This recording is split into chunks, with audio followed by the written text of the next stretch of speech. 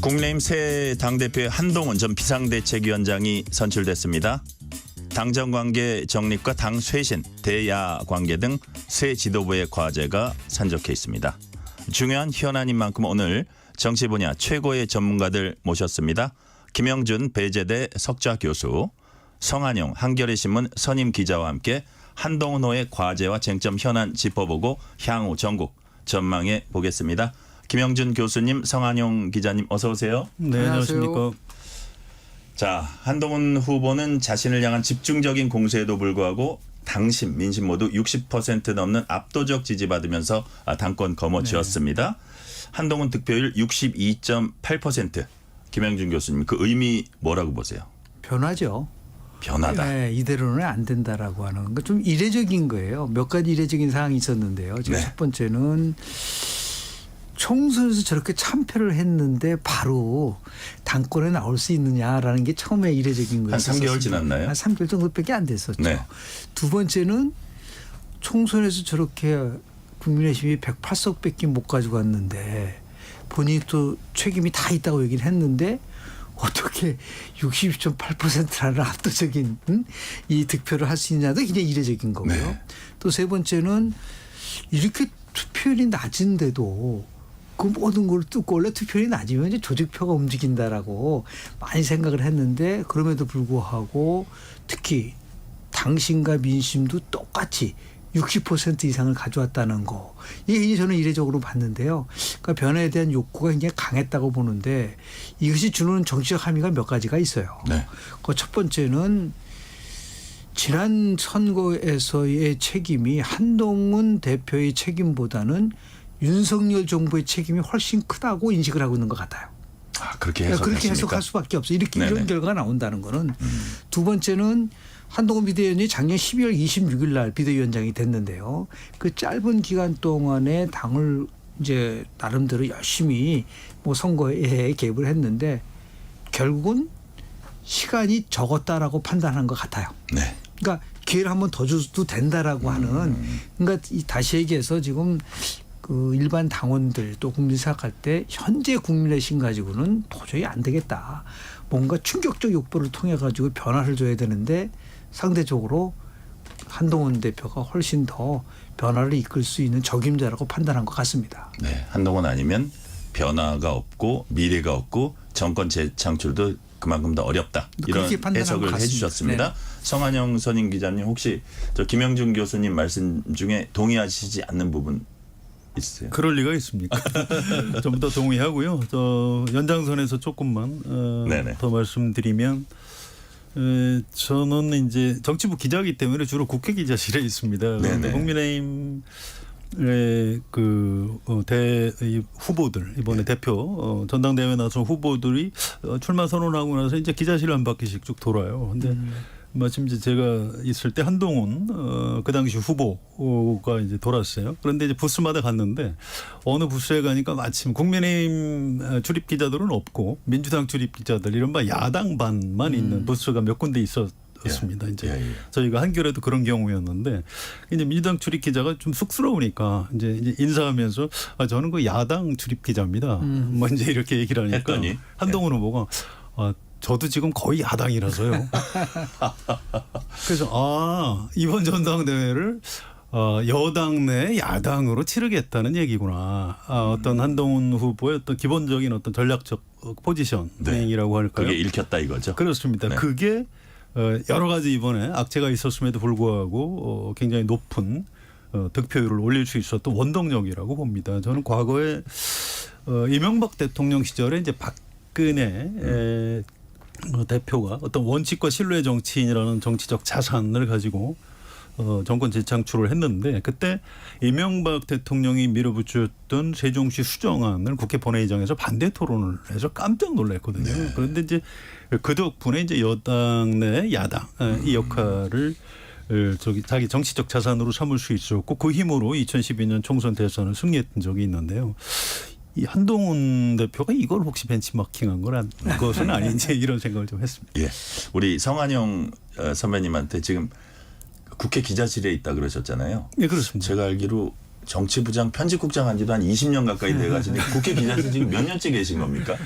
뭐 굉장히 오래됐습니다. 1990년대 초반부터 있었으니까. 그러니까 지금 잠깐 있어봐. 30년이 넘은 거네요. 아 요즘은 그 오래 있는 게 별로 좋은 게 아니니까요. 어제 뭐 거의 오래 기록이 할 수 있다는 거가 아니, 엄청난 그러니까요. 거죠. 어쨌든 그러니까요. 기록이 위치가 아니겠습니다. 현장에 있으면 아무래도 조금 더 유리한 지점을 우리 있는 것 저 같습니다. 성 그렇군요. 예, 예. 기자님께서는 이제 지금 이제 박근혜 예. 당시에 이제 그 전 대표가 이명박 정부 때 여당 내 야당이라는 그런 독특한 위치를 가지고 했는데 저는 이번 그 국민의힘 경선을 보면서 네.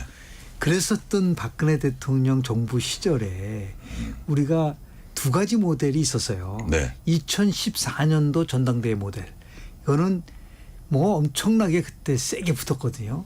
김무성 후보하고 서청원 후보하고 붙었습니다. 네, 네. 그때는 뭐 어마어마했었죠. 예, 예. 뭐 다 이제 서청원 후보가 이긴다고 봤었어요. 당시에 뭐 박근혜 대통령이 뭐 주류 세력으로 다 밀었는데 딱 가보니까 이거는 아니었었어요. 김무성 대표가 아주 큰 차이로 이겨서 그 충격을 받았다. 자, 2014년도 모델로 가느냐 아니면 2016년도 모델로 가느냐.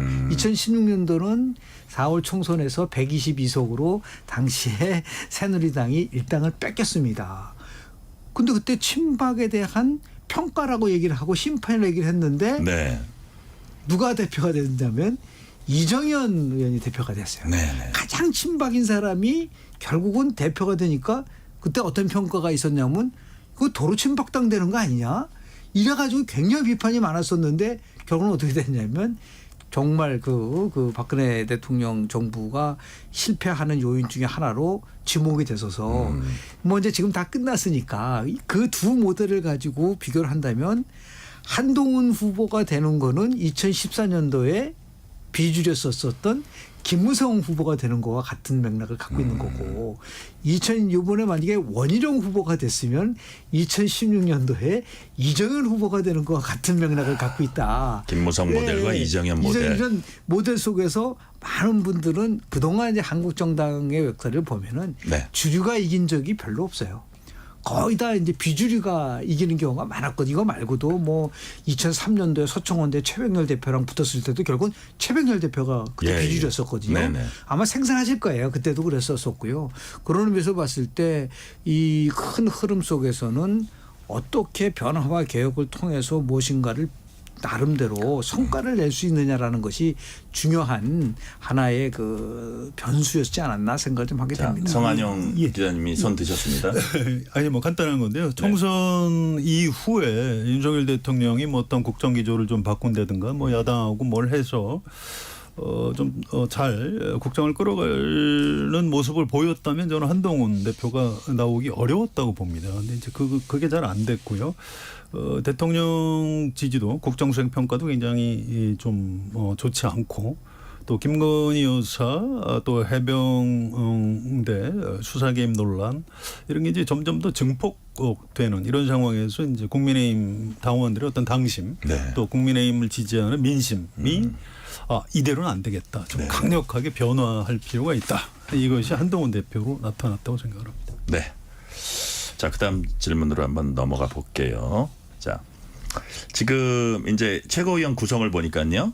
장동혁, 김재원, 인효한, 김민전 득표순입니다. 이렇게 되고 청년 최고위원 진정호 이렇게 5명이 있고 그러다 보니까 이제 한동훈 대표 최고위원에 이제 한 명 더 지명직 최고위원까지 하면 7명이 되는데 지명직 최고위원이 이제 이른바 한동훈계가 될 거 아닙니까? 그렇게 되면 7명 중 4명이 되고 당연직인 추경호 원내대표까지 하면 8 중에 4가 어쨌든 친한동훈이라고 이제 보여지잖아요. 그렇다면 김영준 교수님 앞으로 당을 이끌거나 처음에 이제 좀 그립감을 갖고 나가고 뒤뚱거리지 않아야 될 텐데 그런데 도움이 된다고 보세요, 이 수치가? 실은 이번에 득표율이 어느 정도로 나올 거냐가 핵심적 사항이에요. 네네. 지금 62.8%라고 아주 굉장히 높은 지난 38 전당대회 때 김기현 후보가 얻은 득표율보다 훨씬 높게 나와 있잖아요. 네네.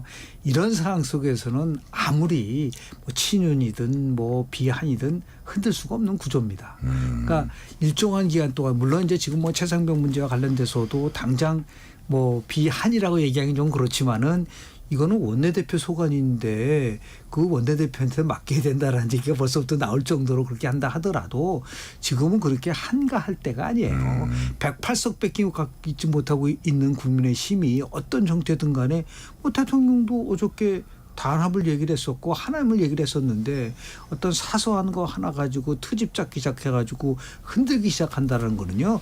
그거는 제가 볼 때는 굉장히 자해 정치의 수준일 수밖에 없는 부분들이 있고요. 이거를 어떻게 이제 결국은 한동훈 대표의 리더십이 시험대에 오른 거예요. 네네.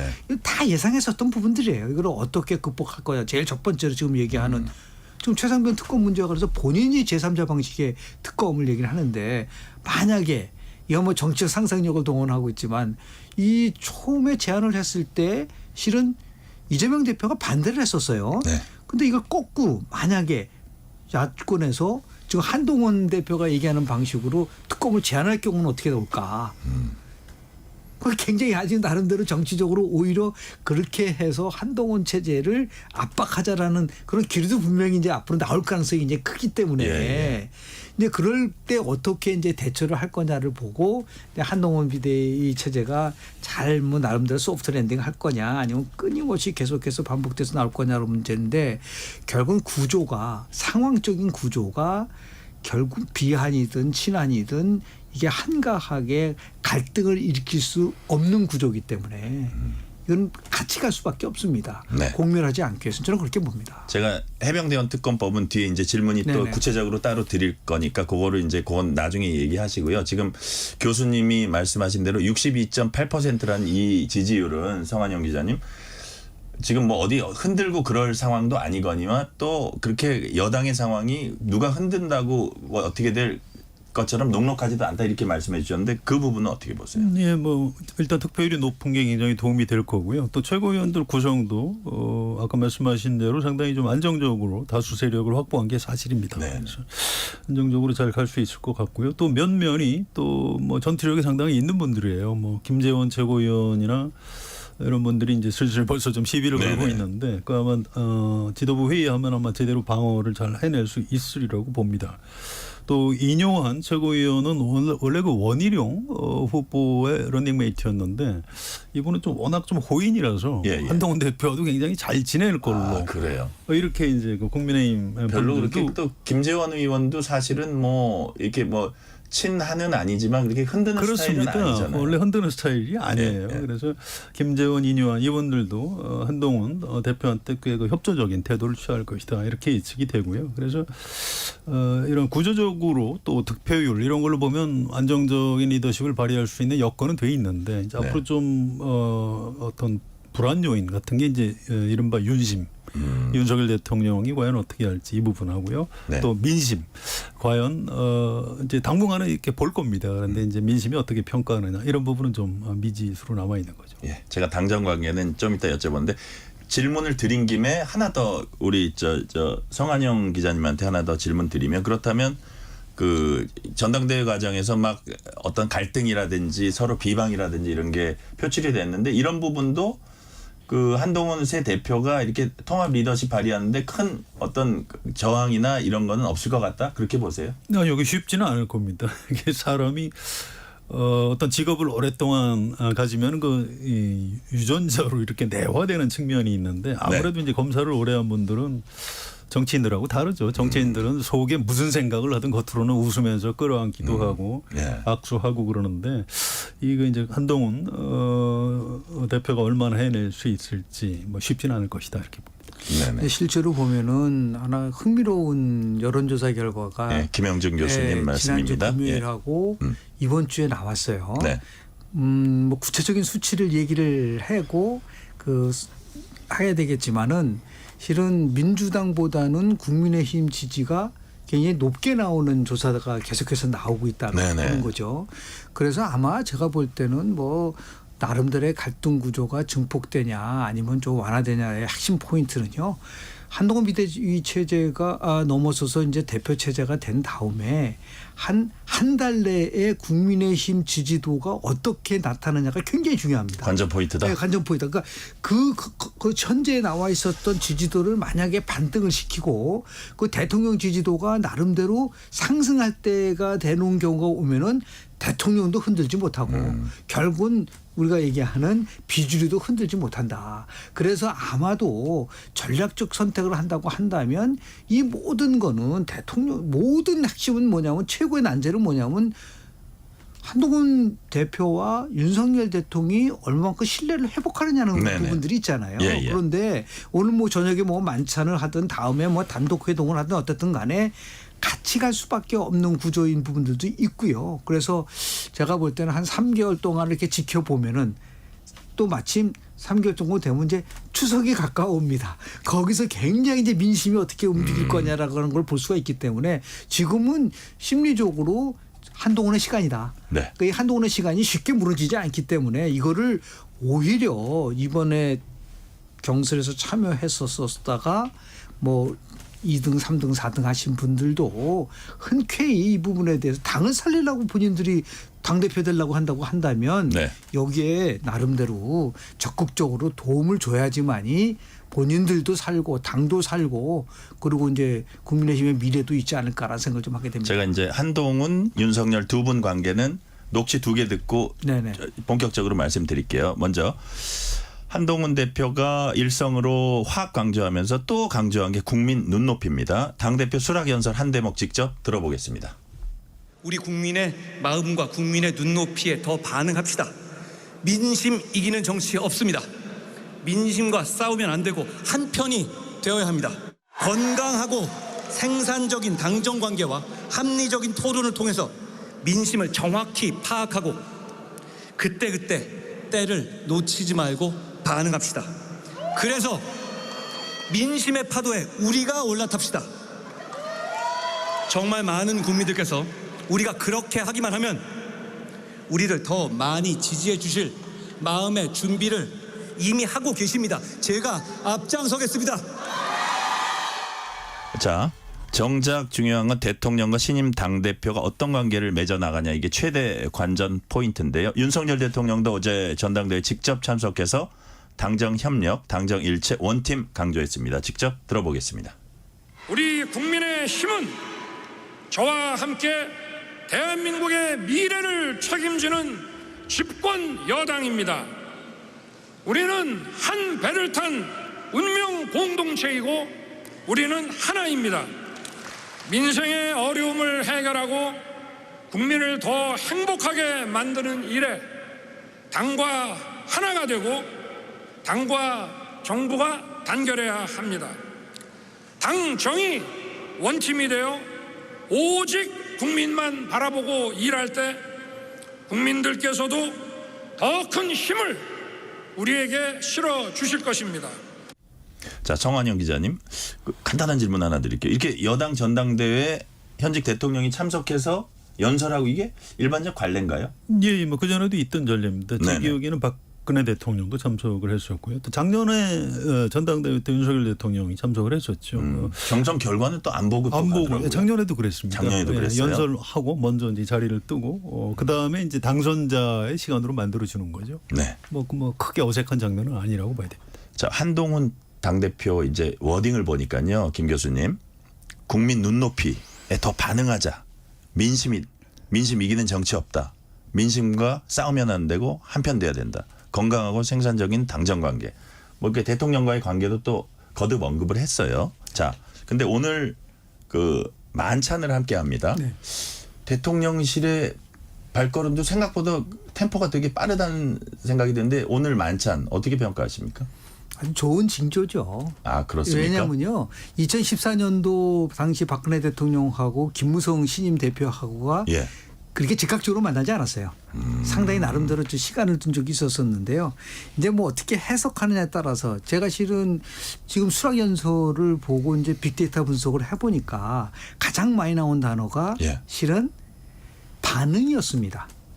그러니까 이 반응이라는 걸 우리 정치학에서 특히 두 가지 용어를 굉장히 중요하게 보는데요. 정치 과정에서 첫 번째가 뭐냐면 리스판시브니스라 해서 어떠한 상황이 벌어졌을 때 그 즉각적으로 반응을 해야 된다는 거예요. 예. 그러니까 지금 한동훈 대표가 수락 연설을 거꾸로 해석하면은 민심을 이기려고 했기 때문에 윤석열 정부가 이렇게 굉장히 고전한다고 해석할 수도 있어요. 네. 그렇지 않습니까? 예. 두 번째 마인 단어가 이제 민심이고 세 번째가 국민의 눈높이고 네 번째가 미래고 이런 식으로 나온단 말이에요. 그 아까 얘기한 반응과 더불어서 실은 두 번째로 중요한 정치학적 용어는 뭐냐면 정치 과정에서 실은 책임입니다. 책임성. 그러니까 리스판시브가 약간 반응도 있지만 대응도 있지만 리스판시빌리티의 그 어원이 같이 있잖아요. 있는 겁니다. 그렇죠. 그러니까 예. 이런 것들에 대해서 분명히 정치 과정에 대한 이해도는 있구나라는 생각이 좀 들었었어요. 네네.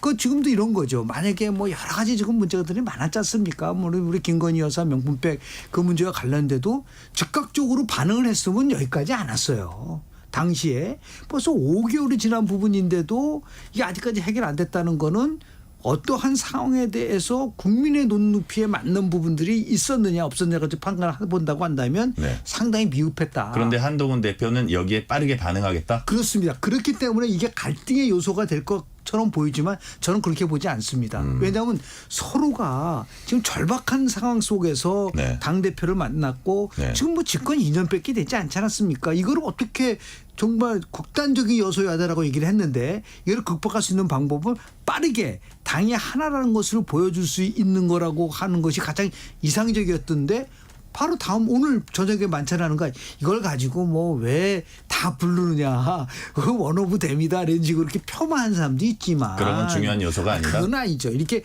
만나서 나름대로 얘기를 하고 또 빠른 시일 내에 두 분이서 같이 만나면 돼요. 그래서 그동안 있었던 오해도 풀고 이렇게 하면은 자연스럽게 안정감을 주고 지금 가장 중요한 건 본인도 쇄신을 얘기하고 개혁을 얘기했지만 대통령과의 관계가 신뢰 회복이 안 되는데 쇄신할 수 있나요?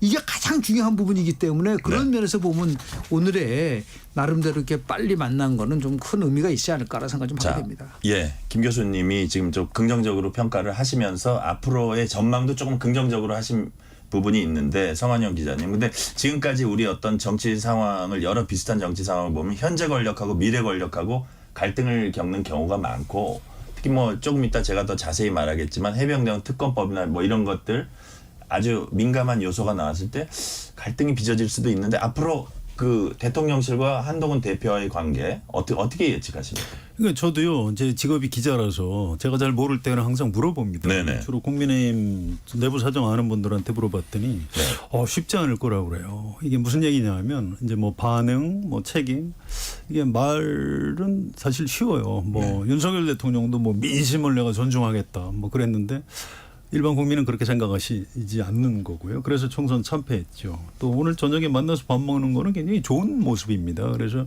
어떻게 보면 당연한 자리고 잘 하시는 건데 그 이후에 과연 지금부터 무슨 일이 벌어질지. 자, 한동훈 대표를 진짜 윤석열 대통령이 그 적극적으로 도와줄지 그 부분에 대해서 잘 모르겠다고 그래요. 좀 더 두고 보자. 그래서 윤석열 대통령이 어떻게 할지. 과거에 박근혜 대통령이 이명박 대통령하고의 그 차별화, 박근혜 전 대표가 차별화에 성공을 하고 정권 재창출을 할 수 있었던 그 배경에는 이명박 대통령이 이걸 받아들여 줬다는 그 수용의 철학 이런 게 있었던 겁니다. 그런데 윤석열 대통령도 평생 검사만 한 사람이고요. 누구를 이렇게 잘 이렇게 좀 따뜻하게 포용해주고 이런 리더십은 아닌 걸로 알려져 있어요. 그래서 지금부터 이제 한동훈 대표를 윤석열 대통령이 어떻게 대접하느냐 이건 굉장히 좀 쉽지 않은 문제인 것 같습니다. 관련되는 게 이제 대야 관계 설정에 있어서 이게 좀 연관된 얘기여서 제가 이제 질문을 드릴게요. 민주당은 당선 축하 메시지에서 순직 해병 특검법, 김건희 여사 특검법에 대한 전향적 태도 기대한다 이렇게 밝혔습니다. 그 이전에 한동훈 대표가 제3자 추천 방식 해병대원 특검법 문제 제안한 적도 있고요. 당 대표 선출 뒤에도 당내 논의 전차 걸쳐서 추진하겠다. 자, 해병대원 특검법 둘러싼 향후 전국 좀 당 내에서도 여당 내에서도 민감할 수가 있고 대야 관계에서도 되게 그 민감할 수가 있는데 어떻게 전개되리라고 보세요, 교수님? 저는 이제 그 부분을 처음에 우리 이제 한동훈 대표가 제기했을 때도 이거는 실은 대표의 소관이 아닐 수도 있다고 판단을 했어요. 네. 특검과 관련된 건 다 원내에서 이루어지는 부분들이 있기 때문에 물론 이제 원내대표하고 당대표가 이제 조율을 하는 부분들도 있을 수 있을 텐데 이거는 쉽게 결론 나기가 어려워요. 다만 이럴 경우는 굉장히 이제 난감할 거예요. 예. 야당이 만약에 정말 한동훈 대표가 얘기하는 제3자 추천 방식으로 해서 특검을 제안할 경우는 어떻게 될 거냐라는 거죠. 그럼 일단 특검이 이루어지는 거잖아요. 어쨌든 예. 간에. 그럼 뭐 이제 어쨌든 간에 제3자 방식이니까 이걸 피할 수 있는 명분은 거의 없습니다. 오히려 그렇게 해서 문제를 풀어갈 수 있는 부분들이 결국 야당이 어떻게 할 거냐라는 것에 대해서 우리가 관심 있게 봐야 되는 거고요. 여당 내에서는 아마 추경호 원내대표가 그 부분에 대해서는 자기 성역이라고 생각하고 지금 또 이제 오늘 얘기를 들어보니까 민주당은 일극체제이기 때문에 이재명 대표가 다 하는 거지만 우리는 그렇지 않다. 다양한 의견을 가지고서 서로 조율을 한다라고 이렇게 딱 한 번 빠졌어요. 네. 그 말은 뭐냐면 자기가 이걸 갖고 주도할 수가 없다는 것을 간접적으로 얘기하는 것이고 이것 때문에 대표가 되자마자 같은 구조로 가는 것에 대해서는 이제 현실적으로 타협할 수밖에 없는 구조가 분명히 있다고 좀 보는 거고요. 그럼 뭐 다만 또 이제 핵심이 될 수 있는 그런 한동훈 특구법도 나왔을 때 이 부분을 어떻게 할 것이 똑같은 잣대를 가지고 아마 할 거라고 좀 봅니다. 특히 최상병 특검과 관련돼서 이제 그 한동훈 대표가 이제 고민해야 될 부분은 뭐냐면 결국은 선조사 후 특검이라는 게 당론이에요. 지금 그러니까 대통령도 특검을 안 한다는 게 아니다. 예를 들어서 공수처에서 조사가 나오면서 미흡하다면 네. 본인이 먼저 특검을 요청하겠다고 얘기를 했지 않습니까? 그런데 당대표가 새로 들어와서 기존에 있었던 당론을 다 예를 들어서 바꾼다? 네. 그때는 엄청난 갈등이 생길 수밖에 없는 건데 과연 그렇게 할까요? 이건 자연스럽게 원내대표 몫으로 아마 이전될 수 있는 가능성이 굉장히 크지 않을까라는 생각을 저는 개인적으로 합니다.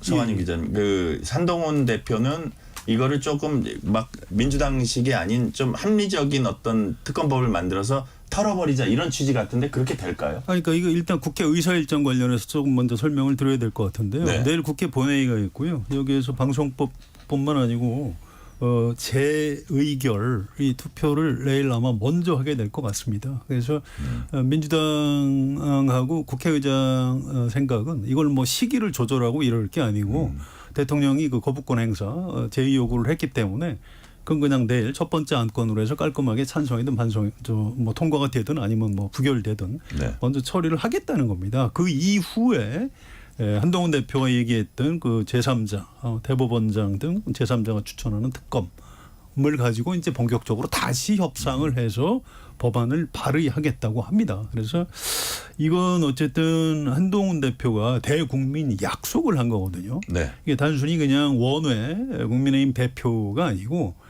이 차기 대선 주자의 자격으로 약속을 한 거기 때문에 저는 지키리라고 보고요. 네. 궁금해서 민주당 의원들한테 좀 물어봤더니 아니 뭐 지금은 뭐 야당 추천은 뭐 이걸로 지금 얘기하고 있지만 뭐 제3자 추천 특검도 우리가 못할 이유는 없다. 그래서 아마 합의가 이루어질 가능성이 저는 있다고 생각합니다. 성환영 기자께 이거 한번 여쭤볼게요. 이재명 전 대표는 그동안 여당 대표나 비상대책위원장 등과는 담판보다는 윤석열 대통령과의 직접 영수회담 늘 강조해 왔습니다. 자, 만약에 이재명 전 대표가 민주당 대표로 다시 선출된다고 가정했을 때 이제 그 여당에서도 대선 주자급 그 이제 당 대표가 이제 선출이 됐어요. 여야 대표 간의 관계 머리를 맞대고 핵심 현안을 얘기할 수 있을지 어떻게 되리라고 보세요? 예, 뭐 그럴 겁니다. 이재명 대표한테 기회가 돼서 한번 직접 물어본 적도 있어요. 총선 직후에는 그 여당 대표가 없었기 때문에 윤석열 대통령하고 이렇게 만난 거고요. 뭐 앞으로는 뭐 여당 대표하고 같이 3자 회동 자연스럽게 얘기하는 거에 대해서도 뭐 괜찮다 이렇게 긍정적으로 얘기를 한 바가 있습니다. 그래서 그렇습니까? 지금 생각하는 거와 달리 뭐 3자 회동 이런 거 뭐 자연스럽게 가능하리라고 그렇게 예상을 합니다. 네. 자, 김영준 교수님께 질문 드릴게요. 한동훈과 이재명과 한동훈 이제 얘기가 나오니까 차기 대선 얘기 이제 하지 않을 수 없습니다. 여론조사에서 양진영의 가장 지지율 높은 인물이 바로 이 두 사람입니다. 당장 해병대 특검법부터 해서 크고 작은 현안에 계속 이제 맞설 텐데요. 사실상 대선 레이스가 조기에 시작됐습니까? 저는 그렇게 보지 않습니다. 아, 그건 아닙니까? 한번 우리 문재인 정부 때를 한번 복기를 한번 해볼까요? 네네. 문재인 정부 때 초대 총리가 누구셨죠? 이낙연 총리였었지 그렇죠. 않습니까? 예. 그러면 그 이낙연 총리가 한 2년 정도 총리를 할 당시에 1위가 누구였었죠? 압도적 1위가 이낙연 네. 총리였었어요. 대한민국에서는 대세는 없다. 이게 지금 3년이 남았는데 이 상황 속에서 뭐 현재까지 계속 유지된다라는 보장도 없고 또 하나는 지금 이재명 대표 같은 경우는 여야 모두 그렇습니까? 여야 모두 그런 겁니다. 지금 예를 들어서요. 두 분이 좀 긴장을 해야겠는데요. 아니 왜냐면요. 예를 들어서 지금 같은 경우에 한동훈 대표가 여하튼 간에 저는 뭐 1년 2개월짜리 대표잖아요. 네. 만약에 당대표 나가려면 내년 9월에는 그만둬야 됩니다. 그러면 그때서부터 2026년도 지방선거도 있고 2027 아직 굉장히 많은 시간이 남아있는 근데 겁니다. 한동훈 대표는 그동안 뭐 하죠? 그러면? 아니요. 그렇게 되면 이제 그다음에 자연스럽게 이제는 거기도 대선 가도가 아마 빅3로 시작을 해가지고 움직일 겁니다. 저는 네네. 빅3가 한동훈, 오세훈, 홍준표 빅3가 될 거라고 봐요. 네. 물론 이제 다른 분들도 있을 수 있겠지만 그 과정 속에서 개혁신당이라든지 이러한 나머지 정당이 막판에 합당할 수도 있습니다. 예를 들어 우리 그동안 수없이 많은 걸 보면 정치적 상상력. 상당한 걸 동원하면 네. 그래서 지금 이 상황 속에서 바로 두 사람이 대권 경쟁에 물론 가장 입에 많은 오르내리게 있지만 당장 이번 10월 달에 선거법 판결이 어떻게 나올지 굉장히 궁금하지 않습니까? 네. 위증교사 문제와 더불어서 지금 선거법에 있어서 허위사실 유포와 관련된 게 어떻게 나오냐에 따라서 또 민주당도 나름대로 요동칠 수 있는 요소가 있기 때문에 너무 지나치게 빠르게 이 부분에 대해서 미래 권력에 대한 부분들을 압축하기에는 시간이 너무 많이 남았다라고 봅니다. 자, 2081님이 압도적 지지를 받는 이재명 전 대표도 민주당 이끌기가 쉽지 않은데 원내 지지세가 약한 한 대표가 열정만으로 전국을 잘 이끌 수 있을지 궁금합니다. 뭐 이런 분석을 내주시기도 했는데 이 질문은 제가 지금 하시고 싶은 말씀 이 질문에 합쳐서 하시면 됩니다. 자, 성한영 기자께 드릴게요. 좀 앞서가는 질문일 수 있어요. 이재명 전 대표도 당대표직 연임하는 게 대선에 유리하다 아니다. 사실은 뭐 이번에 당대표 출마하는 것도 고민을 했던 것 같고요. 자, 한동훈 대표의 경우 이번 대표직 당선이 대선에 긍정적으로 작용할까요? 아니면 리스크가 더 크다고 보세요?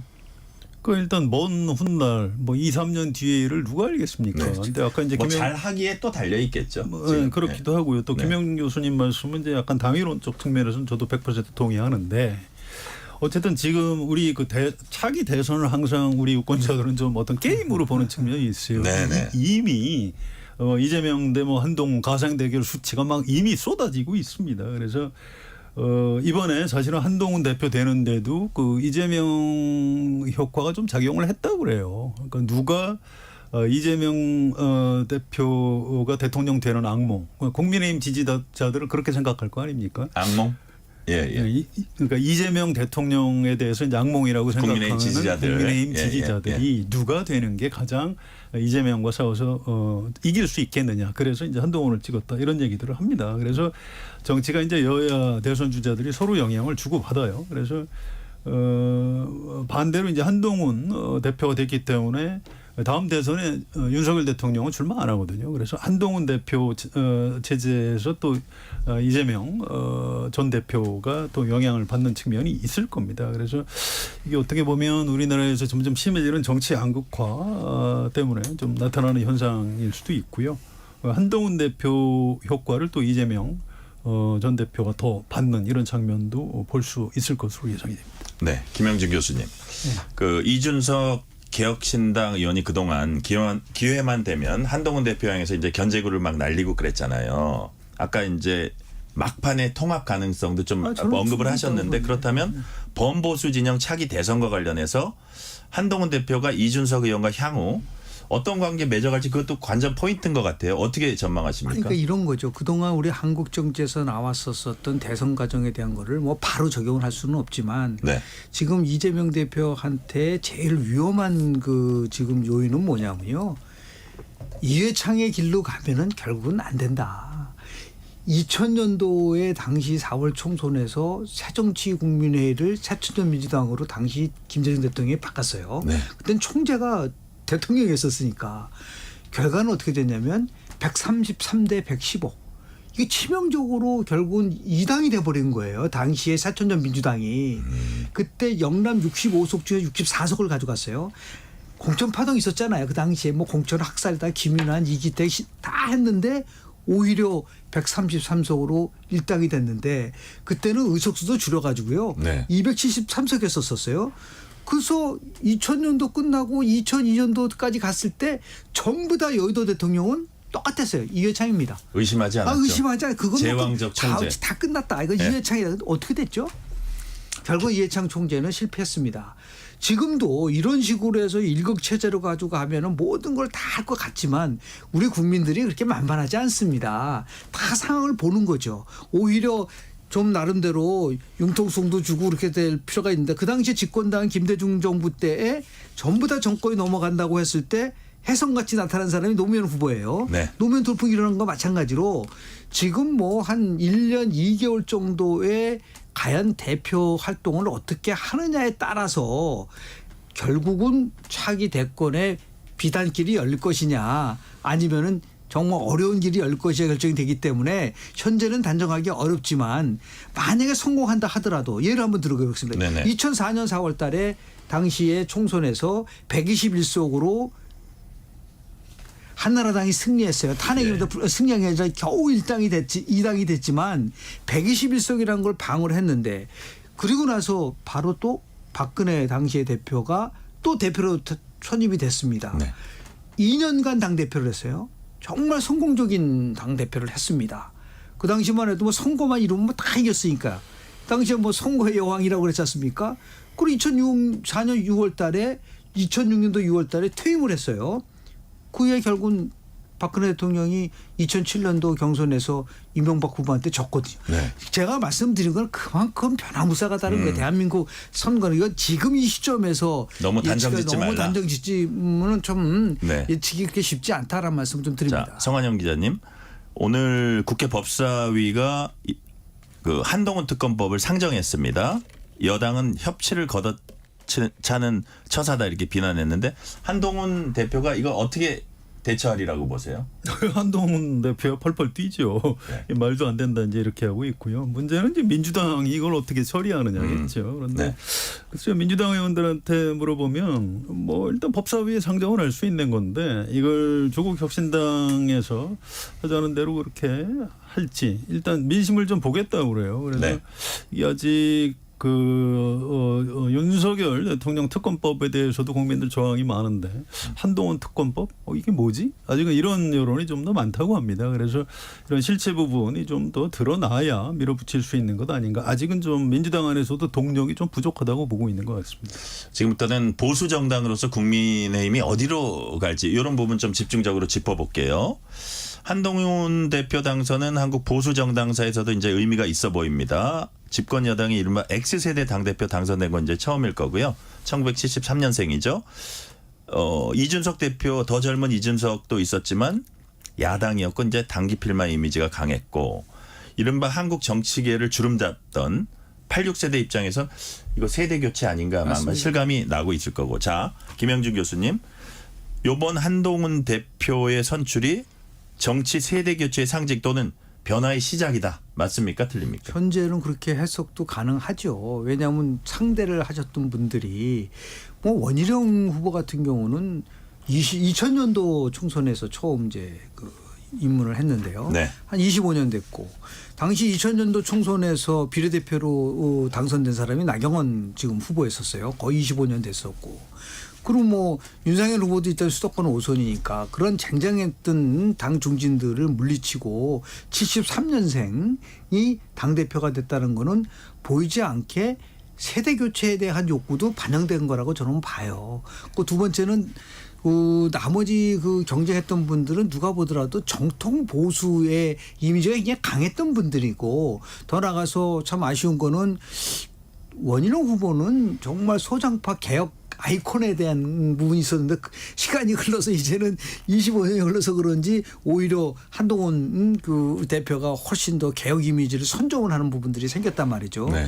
그래서 수락 연설을 보면은 흥미로운 거는 외연 확장이라는 표현을 써요. 그러면서 뭐라고 그랬냐면 청년 수도권 중도로부터의 의원 확장을 하겠다는 얘기는 기존에 있는 정통 강성 지지층에서 이탈을 해서 외연을 확대해서 대권을 가져가겠다는 얘기 부분이기 때문에 그렇다고 하면 당연히 현재에서 있는 그 과거의 정통적 보수에서 제3의 길을 간다는 거거든요. 네네. 그건 저는 보수 제3의 길을 가겠다는 선언이라고 좀 봐요. 보수 제3의 길 보수 선언. 제3의 길이라는 것은 우리가 보통 하면 이번에도 굉장히 흥미로운 그 저 슬로건이 있었어요. 네. 넥스트 보수의 진보.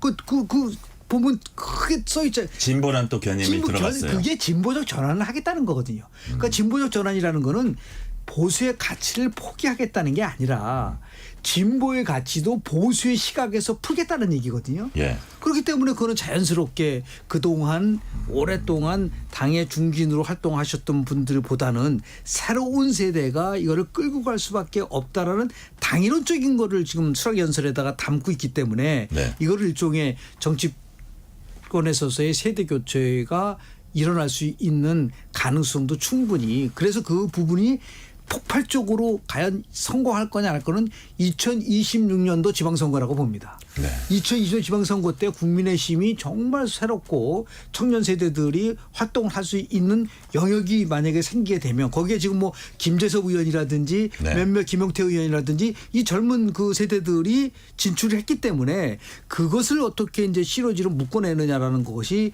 한동훈 대표의 큰 과제라고 저는 봅니다. 자, 성환영 기자님도 정치 세대 교체 신호탄이다 이렇게 평가하세요? 아니요.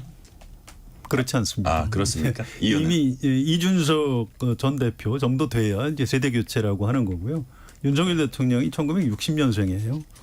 5년 지나고 나서 치르면은 한 65년생 정도가 하면 그대로인데 네. 73년생 정도로 가면 뭐 그렇게까지 엄청난 세대 교체라고 보기 어렵고요. 그래서 사람들이 또 국민의힘 지지하는 분들도 거기에 별 큰 관심이 없는 것 같아요. 그냥 뭐 필요하면 정권을 잡기 위해서는 이준석 대표도 우리가 뽑을 수 있다 이걸 이미 보여준 분들이기 때문에 뭐 이 자체로 한동훈 대표 자체가 무슨 세대 어떤 교체 가치의 전환이다 이렇게는 안 보시는 거예요? 그렇게 볼 필요가 없고 오히려 새로운 유형의 어떤 정치인이기 때문에 한동훈 대표가 선택된 걸로 해석을 합니다. 자, 만약에 질문 하나 더 드리면 이제 앞으로 한동훈호가 그 보수의 좌표를 어디다 찍을 것이니 과연 어떤 비전을 보여줘서 국민들에게 다가갈 것인지 이게 이제 국민의힘의 뭐 생사랄까 보수의 흥망이랄까 이런 거하고도 연결이 된다고 이제 보는 얘기를 하는데 그렇습니다. 그런 가치를 보여줄 어떤 잠재력이 있다고 보세요? 뭐 하기 나름이겠지만. 과제죠, 과제. 이게 그 굉장히 어려운 지점이라고 해요. 국민의힘 의원들도 좀 고민을 하고 계시더라고요. 그러니까 검사 출신 대통령을 연달아 2번을 과연 우리 국민이 뽑아줄까? 이런 고민이 있다고 하고요.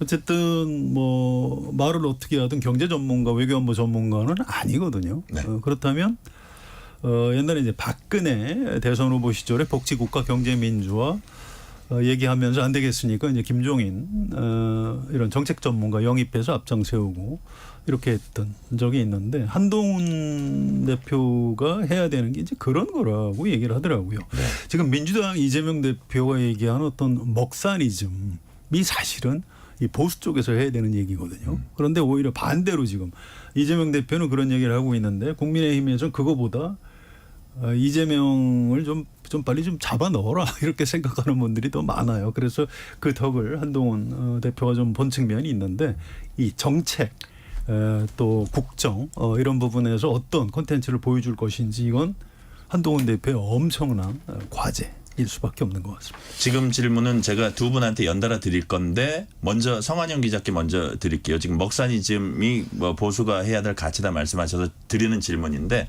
한국 보수 이제 80년대까지 이제 안보 보수적인 측면 강했고 90년대 이후 시장 보수 주도해 왔다고 보면 현 시점에서 필요한 보수 가치는 무엇이라고 보십니까? 민생 보수입니까? 아니면 어떤 보수라고 보십니까? 개혁적 보수라고 개혁적 봅니다. 보수. 예. 예. 우리나라 보수에 대해서 이제 전통적인 의미의 보수 가치관하고 또 약간 달라요. 우리가 분단 국가이기 때문에 어쨌든 좋습니다. 2007년 대선 때 이명박 후보가 압승을 했죠. 그 네. 배경에는 민주당 후보였던 정동영 후보보다도 더 개혁적이고 진보적인 사람인 것 같다라고 우리 국민 유권자가 인정을 했기 때문에 압승을 한 겁니다. 지금 이 국민의힘 한동훈 대표를 비롯해서 국민의힘 지도부 대선 주자들한테는 저는 그런 지점이 필요하다고 봅니다. 말 그대로 보수의 진보, 개혁적 보수, 합리적 보수 이쪽으로 깃발을 내세워야 된다고 생각을 합니다. 자, 교수님, 김영준 교수님, 자, 현 시점에서 필요한 보수의 가치 뭡니까?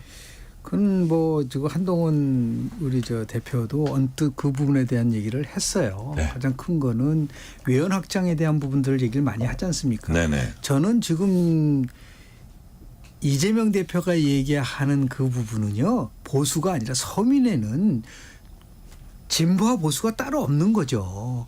그러니까 핵심적인 거는 보십시오. 지금 윤석열 정부가 출범했을 때 가장 강조했었던 거는 자유에 대한 부분들, 시장에 대한 부분들이었었고, 이게 정통 보수 가치예요. 네. 거기에 이제 연대도 얘기를 했었고 등등을 했었는데, 공정과 상식이라는 거는 이제 별도로 뜨더라도. 그러면 과연 지금 저 한동훈 비대위원장이 저 대표가 고민하는 부분은 이거예요.